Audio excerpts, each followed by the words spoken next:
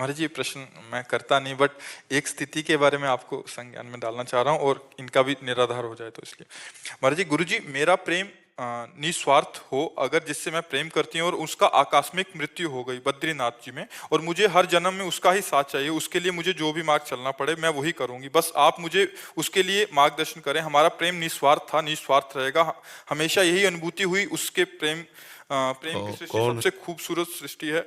हाँ, मैं तो अपने प्रेम को हाँ, तो पुनः प्राप्त पाना चाहता हूँ। देखो, सबके इन ढांचों के अंदर भगवान विराजमान है और कोई नहीं। नाम रूप अलग अलग पुकारे जाते हैं, ये ढांचे हैं। इनमें जो पावर है, जैसे माइक, पंखा, हाइलोजन, एसी और लाखों करण हैं, यंत्र हैं, पर बिजली, बिजली तो एक ही है ना। तो सबके अंदर पावर एक है, परमात्मा। आप भगवान श्री कृष्ण की आराधना करो कि उस शरीर के अंदर आप ही थे। अगर वो शरीर प्रिय होता तो शरीर रख लेते।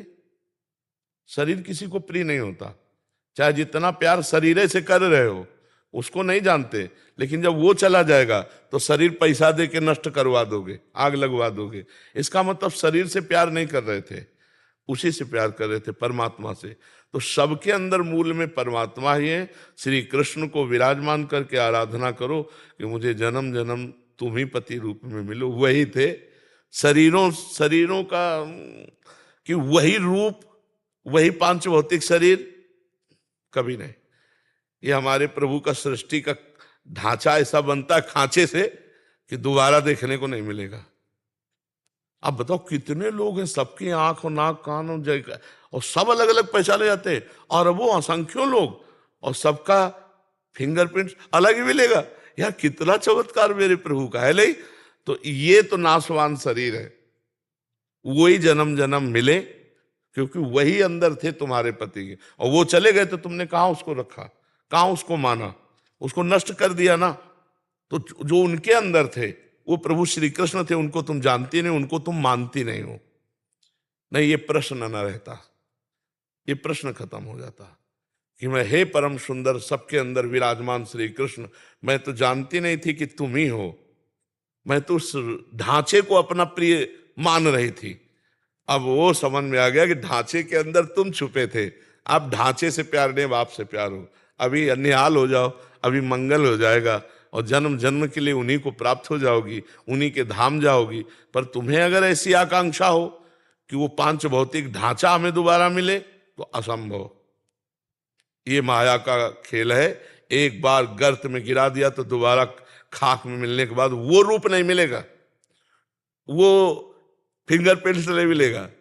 और वो जीवात्मा जो परमात्मा स्वरूप है, वो मिल भी जाए तो तुम्हें किसी भी तरह से प्यार नहीं करेगा। ये केवल ढांचे ढांचे का होता है प्यार। जैसे माता पिता हमारे मर गए, अब वो कहीं ना कहीं तो लीला में है भगवान की, उनको हमारी स्मृति नहीं, केवल स्मृति। जैसे पूर्व जन्म में अपने लोग तो आए ही हैं, हमारा तो जन्म कोई पहली बार थोड़ी हुआ है।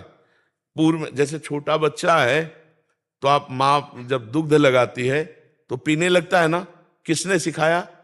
पूर्व का अभ्यास है, ऐसे करो, वो रोने लगेगा। मतलब ये ज्ञान पूर्व का है ना उसको। तो हम लोग पूर्व जन्म से चले आ रहे। अब हमारे पूर्व जन्म के लोग अगर परिवार के मिले भी कहीं, तो हम पहचानते हैं क्या? न वो हमें पहचानते हैं, न हम उनको पहचानते हैं। ये मायाकृत मोह छोड़ो, न तुम स्त्री हो न वो पुरुष, तुम दोनों के अंदर परमात्मा विराजमान हो। परमात्मा की आराधना करो और उसी को प्राप्त हो जाओ, तो उसी को प्राप्त हो जाओगी जिसको प्राप्त करना चाहती हो। अपने प्रेम का नाम जप कर सकते हैं। मोहांधकार है, भगवान का नाम जप करो। प्रेम तो भगवान से ही करती थी, शरीर से करती होती तो रख लेती ना। हम बार बार तो कह रहे, आपने जाना उस शरीर के अंदर कौन था? तो मान लो ना, फिर क्या है? इन नासवान शरीरों की क्या आकांक्षा करती हो? सच्चिदानंद जो सबके हृदय में विराजमान, वही कृष्ण, वही राम, वही विविध रूप धारण करता। प्यार करो तो इनसे करो, इनकी बन के रहो, जीवन कृतार्थ हो जाएगा। हमारी सलाह, हम तुमको अब ये तो ऐसे कहते हाथ में गुदवा लिया, बोले 7 जन्म का बंधन। 7 जन्म? अगले 5 मिनट में तुम्हारी धज्जियां उड़ के तुम कहां पहुंच जाओगे, तुम्हें पता नहीं। काल तुम्हारे अधीन नहीं, तुम काल के अधीन हो। ये सब लौकिक वासनाओं की खेल है, शरीरों में आसक्ति होने के कारण। नहीं, एक परमात्मा के सिवा दूसरा कोई नहीं है। हमारी बात समझ लो। आप सरल हृदय हैं, आप पवित्र हृदय हैं, इसलिए आपका प्रेम जिसे कह रहे हैं वो खास बात मोह में है। और मोह से प्रेम में आ जाएगा तो फिर आप जिधर देखोगे उधर आनंद सिंधु भगवान ही नजर आएंगे। हमें तो यही लगता है कि अपना प्यारा वही है, और सब कोई उन्हीं से प्यार करता है यार, सब कोई। अगर आपका पुत्र पधार जाए, मान लो पुत्र के अंदर का परमात्मा चला जाए, तो रख ले आप 10-5 दिन। आप पैसा दे के कहोगे कि अब ले जाओ, वो चला गया। कौन? जिसको जानते नहीं हो, और जिसको जानते हो तुम्हारे आगे पड़ा है। आप समझो, अनजाने में तो परमात्मा से प्यार सच्ची मानो। ये जैसे शरीर चल रहा है ना, तो इसमें नाम रूप लेकर लगता है मैं, वो जो मैं अंदर है वो पावर है, पावर। और हम देखो उस पावर के अंश हैं जो सबसे बड़ा है। तो हम सबके अंदर एक बात रहती कि मैं सबसे बड़ा बन जाऊं, नहीं रहती। चाहे जिस डिपार्टमेंट में हो बड़े बने, क्योंकि हम बहुत बड़े के हैं, बहुत बड़े के हैं ना अंश। और दूसरी बात, मरना नहीं चाहता क्योंकि अविनाशी के अंश है।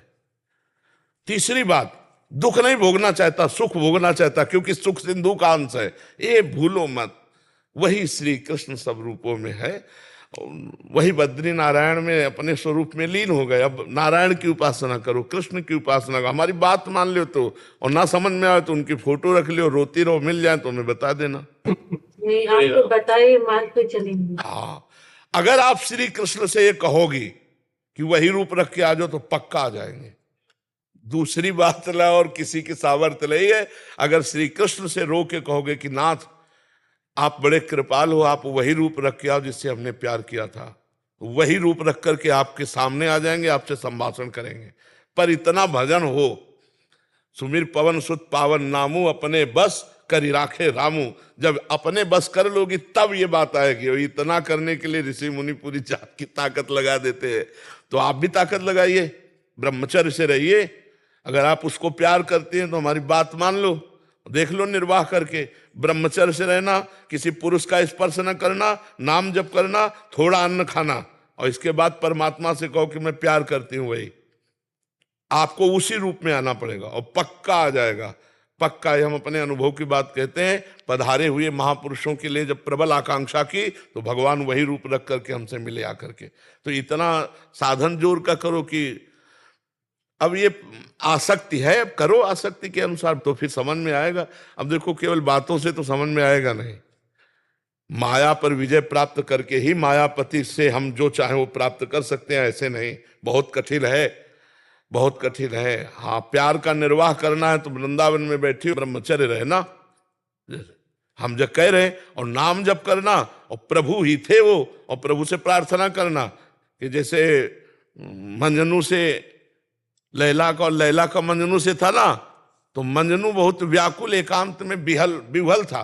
लैला धनी घर की थी, तो मंजनू भूखे पागल, तो पूरी बाजार में ऐलान करवा दिया कि मंजनू जहां खड़ा हो जो मांगे उसको खवाया जाए। अब ये जब बात दुकानदारों से पता चली कि लैला का आदेश, तो हजारों मंजनू तैयार हो गए, रबड़ी और जलेबी और सब समोसा खाने वाले हजारों। जब बात दुकानदारों से पता चली कि लैला का आदेश, तो हजारों मंजनू तैयार हो गए, रबड़ी और जलेबी और सब समोसा खाने वाले हजारों।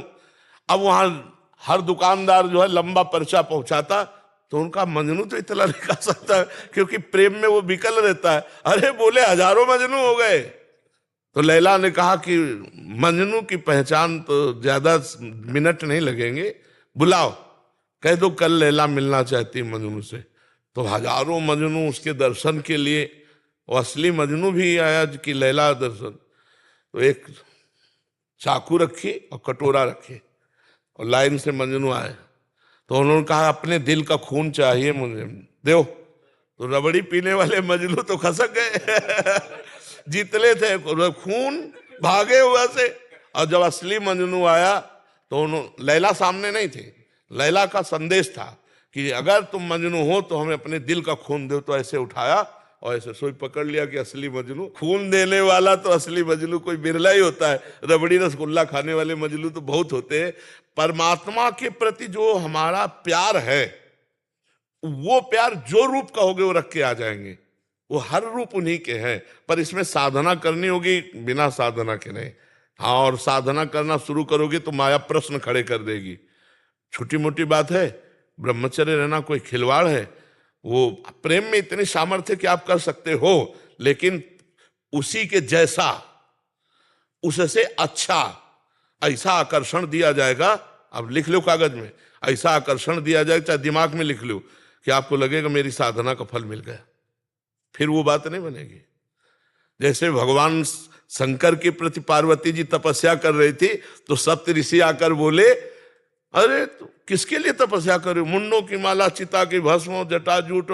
भगवान विष्णु जिनके दिव्य पार्षद ऐसे ब्याह करवाएंगे, छोड़ो तपस्या।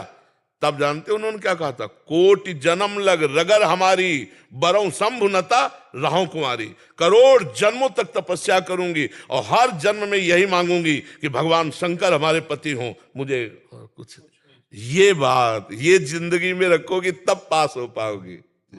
पर हम आपके भाव को और आपके प्रेम को दंडवत करते हैं कि हाँ, बस आप अपने प्रेम को थोड़ा मोड़ दीजिए, मोह से हटाकर प्रेम में ले आइए। वो श्री कृष्ण हैं, श्री कृष्ण ही थे, श्री कृष्ण ही रहेंगे, तभी बात समझ पाओगे आप।